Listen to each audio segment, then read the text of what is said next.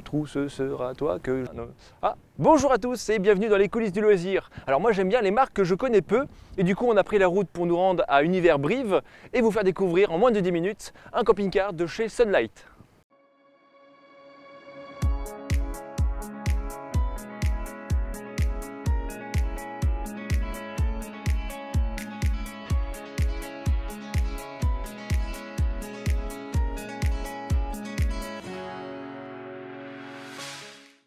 On va donc s'intéresser au Sunlight T69LC. C'est un grand classique parmi les camping-cars, profilé avec lit central et lit pavillon. Côté dimension, le T69 est dans la cour des grands, 7,40 m de long, 2,32 m de large et 2,90 m de haut.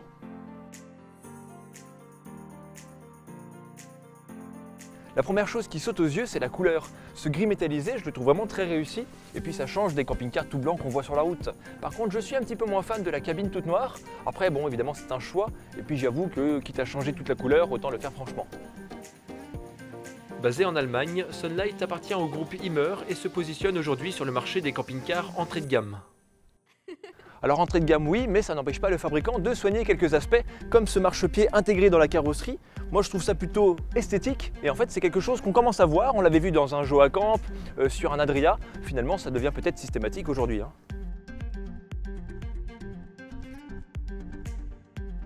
En revanche, ce qui est bien courant, c'est le choix d'un salon avec banquette face à face.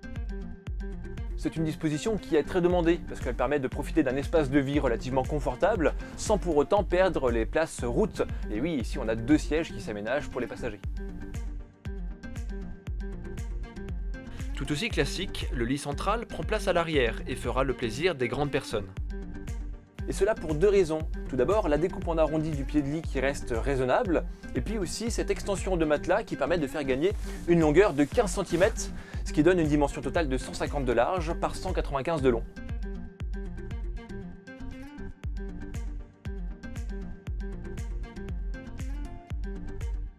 Au salon, le lit pavillon peut recevoir 2 personnes et se descend manuellement. L'inconvénient, c'est qu'on ne peut pas choisir la hauteur du lit. Soit il est monté, soit il est descendu, mais bon, ça fait toujours des pannes électriques en moins.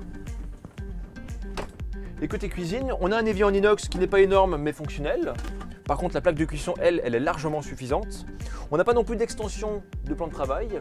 Et j'aperçois ici les robinets du gaz qui restent apparents. Bon, après, en cas de besoin, leur accès est direct.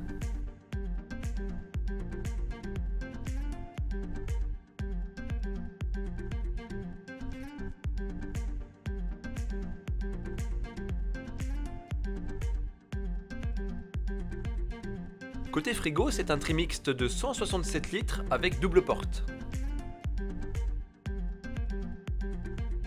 Côté rangement, il y en a, c'est correct, mais ce n'est pas royal non plus. Ce serait peut-être le point négatif sur ce modèle, puisque le lit pavillon va réduire de moitié le placard de la cuisine. La salle de bain est traversante et à double cloisonnement. D'un côté, le WC avec lavabo d'angle, un grand miroir, des rangements, et de l'autre, la cabine de douche.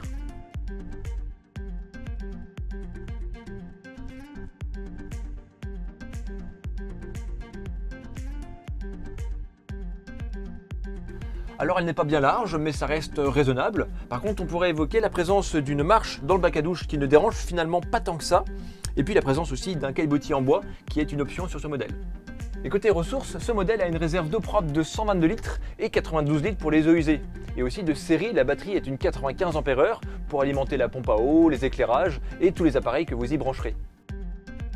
Au salon, la table se replie pour faciliter le passage.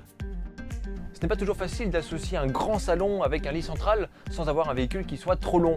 Ou alors en acceptant un compromis et puis en se disant que si on veut manger de la grande cuisine, eh bien on ira au restaurant.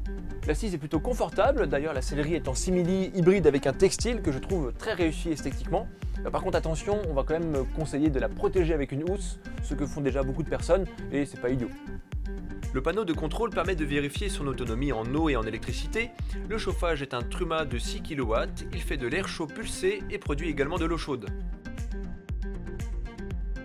Au poste de conduite, on retrouve un Citroën Jumper de 2,2 litres et 140 chevaux, c'est très standard. Et puis on pourra aussi relever quelques détails comme les stores occultants qui sont une option sur ce modèle. parmi les options, il y a aussi le pack Adventure qui donne cette couleur métallisée à l'extérieur avec les parements structure en aluminium plutôt qu'en polyester. Et puis on a aussi le volant et le pommeau de vitesse en cuir.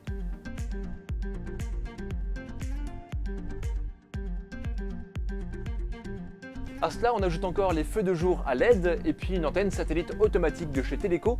Tout ça pour la modique somme de 62 554 €. Tiens, entre le moment où on a tourné la vidéo et le moment où on la diffuse, il s'est passé plusieurs semaines. Et pas de chance, les tarifs ont changé. Le nouveau tarif de ce véhicule est à 68 254 €. Autant vous dire qu'avec cette augmentation de quelques milliers d'euros, eh ben, ma conclusion à la fin de la vidéo n'est pas tout à fait pareille. On va dire que le véhicule est toujours intéressant, la finition est très remarquable. Par contre, le prix, il est un peu plus élevé. Le véhicule est donc un peu moins abordable. Au moment de la vidéo, j'étais plutôt enthousiaste parce que ça faisait longtemps que je n'avais pas vu des véhicules avec un tarif finalement aussi faible. Mais manque de peau, non, comme tous les autres, il a subi les hausses de prix. Et donc, il faut faire avec. Voilà, juste pour préciser tout ça. Il nous reste encore la soute à vérifier. Elle est traversante. La porte la plus grande fait 105 cm de large et 90 de haut, ce qui veut dire qu'un vélo complet ne passe pas. Par contre, si on démonte la roue avant, eh bien c'est jouable. Et de l'autre côté, on trouve le compartiment à gaz qui peut recevoir 2 bouteilles de propane de 13 kg. Et puis comme tous les camping-cars, au moins depuis 2020, il y a le système d'AdiBlue dont le remplissage se fait juste dessous le bouchon de carburant. Bon, c'est un standard, aujourd'hui c'est quasiment systématique sur tous les modèles, donc on ne va pas le répéter à chaque fois. On a donc découvert en chair et en os ce qu'est un camping-car de chez Sunlight, et c'est plutôt une belle découverte. L'implantation reste très classique, mais les assemblages sont plutôt bien conçus. Et puis surtout pour moi c'est une belle surprise, le ratio prix et finition est tout à fait remarquable, et ça, je dis oui. Il est donc présenté sur la concession de Univers à Brive-la-Gaillarde, qu'on remercie pour leur accueil comme d'habitude. Dans tous les cas, si nos vidéos vous plaisent, n'hésitez pas à laisser un commentaire pour réagir avec nous en direct, et puis aussi à vous abonner à la chaîne, puisque c'est le moyen pour vous de nous soutenir. Dans tous les cas, prenez soin de vos montures, profitez du paysage, et à très vite.